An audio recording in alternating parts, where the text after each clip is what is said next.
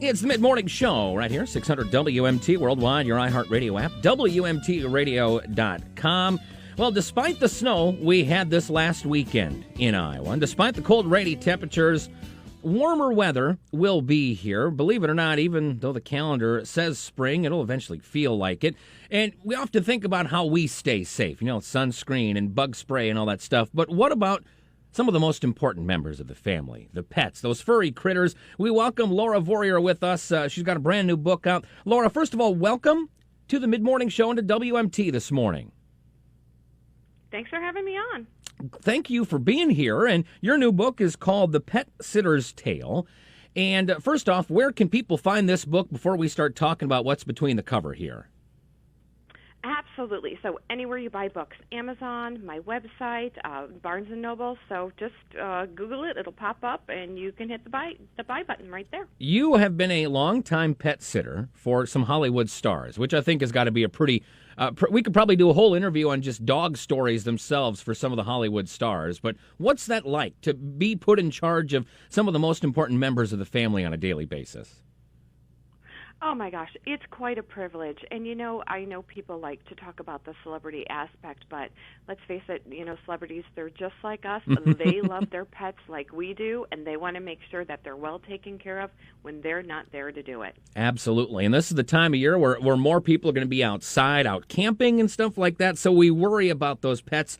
In your book, you talk about advice on how to keep pets safe from wildlife, raccoons, snakes, coyotes, and some things they shouldn't get into too, like weeds and different parts of vegetation. So, kind of run me through what we're going to find in the book here. Okay, absolutely. So the book is a little bit of everything. So it's some stories about pet sitting and dog walking. It's also some stories about hiring and what that's like. And it's a little bit about entrepreneurship and how I became somebody who, while I always worked for other people, who suddenly find myself as my own boss. So a little bit of everything, and then, of course, all the intertwining of the dogs and the animal stories in there. One of the stories that I've got highlighted here said you've got some tips about, simple commands for dogs that, as long as the owner knows what they're doing and you take that training, can really save the animal's life.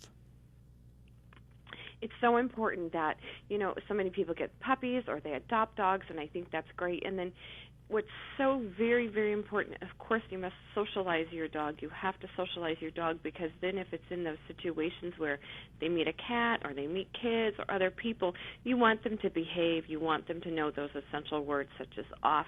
But if you're going to let your dog off leash, it absolutely mandatory has to know at least one recall word, because if you let your dog walk off leash, and I know a lot of people do it even though I don't recommend it, if your dog sees a wild animal, their instinct is to chase it. Yeah. Even a squirrel or a bunny or a deer, they're curious and they chase, and a lot of dogs have prey drive. So if you don't have a recall word that your dog is reliably trained to, you might never see your pet again. You tell in the story, or in the book here, one of your friend's dogs, you were walking, going back to being on a leash, and your friend's dog found what they thought was a big German Shepherd, and it wasn't a big German Shepherd, was it? Right. No, we come across that a lot, where at first we see what we think might be a German Shepherd, and then it turned out to be a coyote. So you really do have to be careful about, I always recommend keep your dog on leash. Always, always, always. It's just the safest way to go. But, we have a lot of beautiful places out here, as you guys do, Iowa and L.A., where it's nice to let your dog roam free in nature, on the beach or in the forest. But honestly, I have so many clients who've done that, and they said, well, that was the last day I saw Buddy. They disappear. One of our friends here who does the weather for us from our local ABC affiliate, he's going to a Corgi meetup today at the dog park here in Cedar Rapids a little bit later, and they recommend, even though you've trained your dogs are social, you still want to keep them on a leash. So when it comes to leashing, Laura, you see people with retractable leashes, you see people with regular leashes. Is there a hard and fast, this is the recommended, this is what's best kind of way? Okay, if you have a retractable leash, throw it in the garbage immediately. unless your dog weighs, just a few ounces, which you hardly see, honestly, you can't control a dog on a retractable leash. My sister, of all people, has a big pit bull mix, and just because I recommend you get a nylon lead or a leather lead, something that she has this big crazy dog on this retractable leash, and I think she does it because she knows it drives me nuts.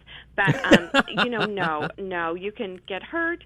You can't control your dog on that. There's just so many reasons that they're really just not good. What I recommend is a nylon lead or a leather lead, and if you're going to walk your dog at night and you know there's coyotes or wild animals in the area, put them on a shorter leash. And then, of course, if you have an elderly or a senior or even a small pet and you have wild animals that are in your backyard occasionally, I put my dog on a leash to even walk him at night right out in the yard, because a lot of predators, they're opportunistic feeders. They'll just wait for your pets to come out and nab them. So you really have to be careful, especially at night when they're most vulnerable. Laura Vorreyer with us. The book, The Pet Sitter's Tale, will tell you how you can get it here coming up. One of the beautiful things that, I've been to California many times visiting friends and family. You've got beautiful parks there. You've got beautiful trails and woodlands. We have the same here in Iowa. So let's say you're out and about walking the dog. Is there something we should take with us besides a flashlight, besides that nylon lead that, might be a good line of defense should a wild animal come up and try to take our pet away? Yes, I've used this myself many times, and I recommend it to people. You can carry a small, tiny Airhorn with you, or if you have reliable service on your smartphone with you, download a Airhorn app. Okay. Anything, animal or otherwise, that hears an Airhorn will run for the hills. Trust me. And this will give you time to escape from an aggressive animal. So you hit that ear horn or you press the button on the app, and, boy, they're gone. And use that time to get away. What about letting our cats, I mentioned cats too, cats or dogs out in the evening? I mean, I've got a backyard. It's fenced in. I shouldn't have to worry, right? No, definitely have to worry because, cats make up a good portion of a coyote diet. I would definitely don't recommend letting cats out. And you know how cats are, though. They want to roam. They don't want to be stuck inside. But definitely inside at night. If you can make your cat come back to you reliably, that's great. What I've been seeing a lot of people do is they're creating these fences around their pet doors. So pet goes outside, and right around it is an enclosed fence. It's got a ceiling, floor to ceiling, and it's kind of like a crate, but it's an enclosure right around that pet door. So they're inside, but they're outside.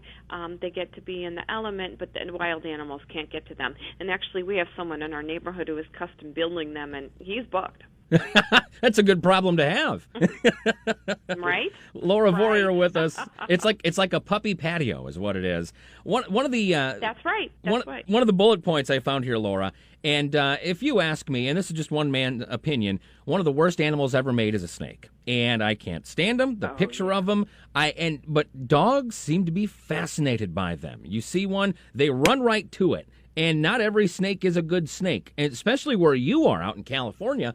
But even here in the Midwest, what can we do? Is there any training that you can teach the dog to not engage those?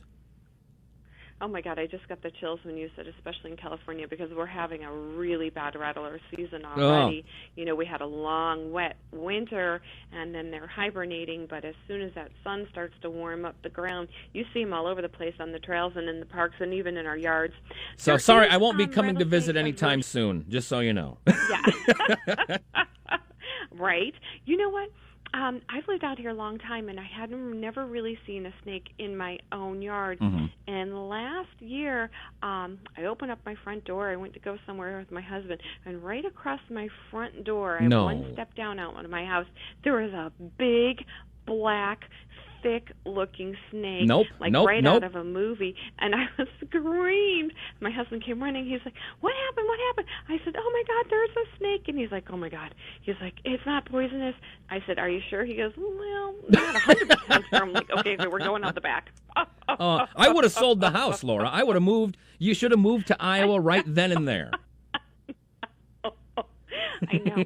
So, yes, you know what? Like you said, to your point, dogs seem to be drawn to the one thing you want them to ignore. Have you ever noticed that? Yeah, and a lot of times snakes look like sticks.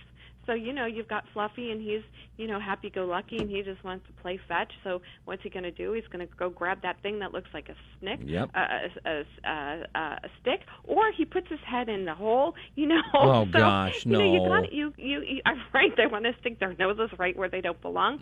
So really, yes, you can treat your dog, teach your dog aversion training, but more importantly than that, keep your dog on the leash and carry high-value treats and teach them that recall word. I mean, do everything you can to be proactive to make sure your dog or cat doesn't get bit by a snake. I do. If it was my house, Laura, I would have burned it down, collected the insurance money, bought a nice little cottage here in the Midwest. You could have written the book here in Iowa. Tell me again where people can find the book, because we've talked about the health aspect, but I know there's some great celebrity, fun, wacky stories too from your 15 years of being a celebrity dog mom too. Sure. So find the book at Amazon. Find it on my website, which is also called The Pet Sitter's Tale, TALE.com. It was a pleasure to meet you. I mean, thanks for being available to come on the phone with us this morning. And once you get rid of that rattlesnake problem, give me a holler. We'll come out. I'll take us to the I believe it's Del Toro down in Canoga Park, one of my favorite spots when I'd visit family. And margaritas are on me. Oh, I look forward to it. Thank you so much. Had a great time. You bet. Laura Vorreyer. And again, the book is The Pet Sitter's Tale. Check it out, especially as we head into the springtime here. Stay with us. More of the Mid-Morning Show on 600 WMT.